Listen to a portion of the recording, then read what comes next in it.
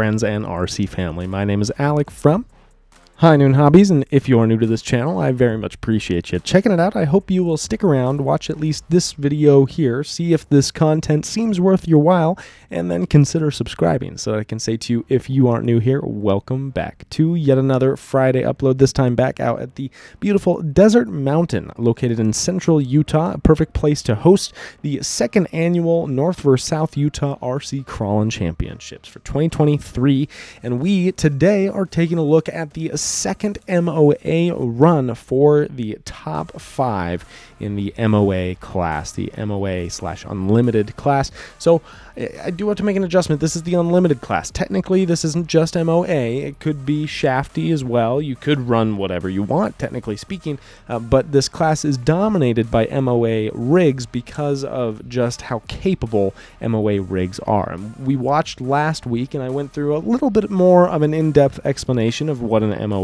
rig was, and then we watched last week the first person chronologically to compete in the MOA top 5. We've watched already the class 2 and class 3 top 5, so this is the last segment of top 5s that we have to watch, or top 5 contenders that we have to watch, top 5 runs. And I'm enjoying these ones quite a bit, ladies and gentlemen. The MOA rigs are very fun to watch. They are bringing a whole new dynamic into RC crawling that you just can't achieve when you have a centralized motor and a transmission like you do in a normal truck. These MOA trucks are able to achieve things that seem completely impossible, and that is because they are really defying what it means to crawl over rocks. You've got all of your weight down low. You've got direct capability to engage and disengage each axle via 2 different motors, one on each axle. It's really quite entertaining to watch, and this time we're going to watch Dustin's run on the same course that we watched Preston hit last week. Preston did an excellent job. Let's see if Dustin can keep up. So let's just jump straight into it. A High Noon Hobby Especial, coming in just a little bit late to this run, and I do apologize for that as always, but I've tried to compensate on the time there as much as I possibly can to get it as accurate as I possibly can. Dustin starting off here strong, making that gap look like a piece of cake, although all of these MOA trucks should make that gap look like a piece of cake, because these MOA trucks are so much more tire than they are anything else. Those are some beefcake tires on there that makes stuff like that just look like a piece of cake. Also, the motor on axle situation there makes it easy to throw it into a burn and pull that axle around so that you don't hit the boundary on that gate number 2. Headed into gate number 3 here, just a nice little ascent, really testing the breakover capabilities of these trucks. And again, with more tire than anything else, you don't have too much of an issue even with the gnarliest of breakover angles. But speaking of the gnarliest of breakover angles, let's take a look at our first bonus here. We got to kind of shove ourselves into this little crevice and then find the V-notch off to the side, followed all the way up. Dustin does a great job there making his way through that number 1 bonus. Now here is where things start to get really technical. Let's see, Preston had to work his way through this a little bit and struggled just a hair, but he didn't have too much trouble.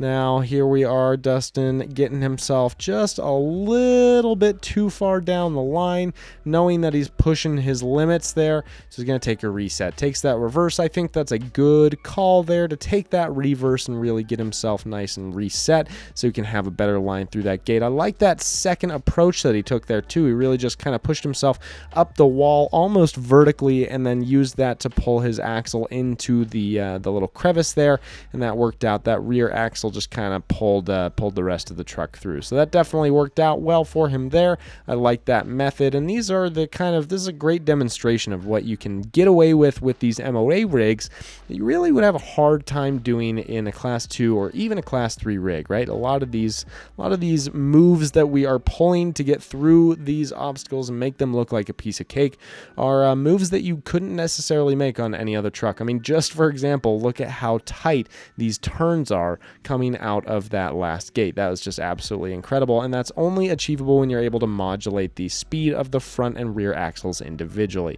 Now this this obstacle here has tripped up many a contestant in all of the classes. Let's see how Dustin does coming through here. We saw Preston struggle just a little bit with this last time, and really it was a wheel speed issue, or I think a wheel speed matching issue.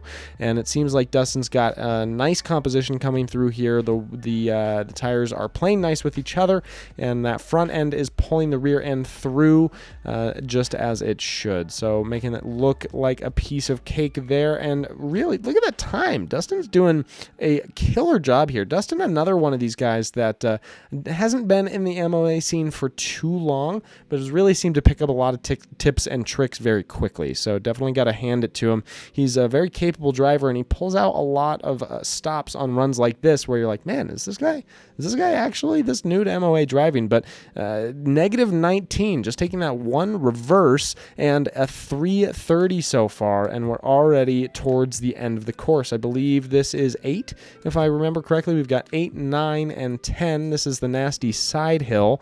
After the bonus, we're going to see how the MOA does. Again, as an MOA truck, shouldn't have much trouble with side hilling, but one issue that you might have is just trying to stuff those tires past that lower gate. Really got to get them into that crevice, and not a problem there. It seems that he's able to make do with how narrow the body is. And that's another thing that you'll notice about these MOA rigs. They're oftentimes very long and relatively narrow compared to their wheelbase, and that is intentional. That's so we're able to fit through gates a little bit easier. You can make some odd maneuvers there and get yourself through a relatively skinny gate, but then you've got that wheelbase which provides that stability that you need. And it's certainly on display in on a lot of these lines here that we're watching these MOAs hit. Dustin coming through with a 430 through gate number 9. This is a tough one with that boundary down on the lower side. But again, just the massive amount of traction coming off of these large tires makes that look like a piece of cake. We're going to take a second here and just ask where he needs to go next and what direction he needs to hit this gate number 10 on. And this is where we start to notice maybe just a little bit of a decision-making error.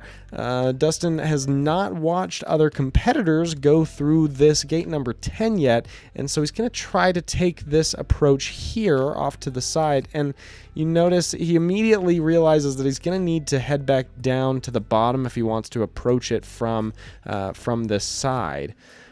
But we also watched Preston in the last video. He was able to kind of just bypass this V-notch by going up to the right-hand side there and just kind of following that ridge.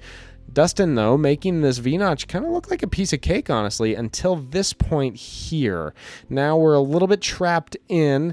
You can see him wiggling around trying to see if he can get a purchase on that wall on his passenger side, trying to work his way up on there, but no matter how strong the servo is, sometimes you're just in that bad situation. I think that's where we've found ourselves. So taking yet another reverse, again, I think this is the right call, right? We want to take a reverse, get out of this nasty situation, and try to take a new approach. And second time around, Dustin has no problem finding this better line off to the side of the ridge, and it cost him a little bit of time. But again, we don't have too many concerns with these MOA trucks getting through this course in this amount of time, so not a problem getting through there easily and with plenty of time to spare.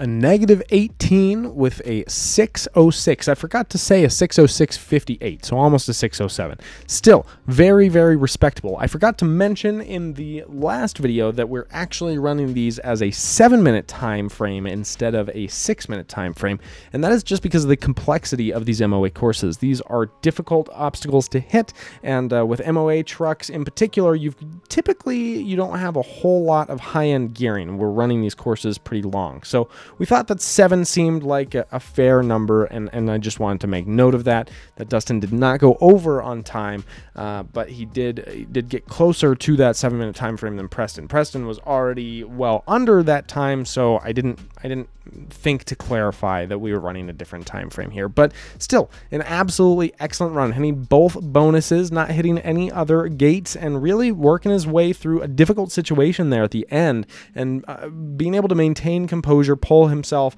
back out of that nasty V-notch, and then come up and around and still make it through that final gate with no problems there. Dustin did a great job staying composed, and I really enjoyed watching his run. That is all I have for you this time, though, ladies and gentlemen, so I hope that you enjoyed watching this run as well. I hope that, like me, you're able to learn something from watching Dustin run, because he is definitely a very capable driver. But if you didn't learn anything, I hope that you at least enjoyed watching this video. If you did enjoy it, go ahead and give it a like. That lets me know that I'm doing something right here, and we will be continuing this. We'll be picking up where we left off with the next MOA in the top 5 series here for the 2023 North vs. South RC Crawling Championship next Friday. Until then, if you want to make sure that you don't miss it, make sure to subscribe to High Noon Hobby for more content like this every single Friday, and we will see you in the next one. But until then, I hope you enjoy some scale trail and maybe some FPV drone and some hard lines and anything else that you like to do. Leave it in the comment section down below, and we will see you soon.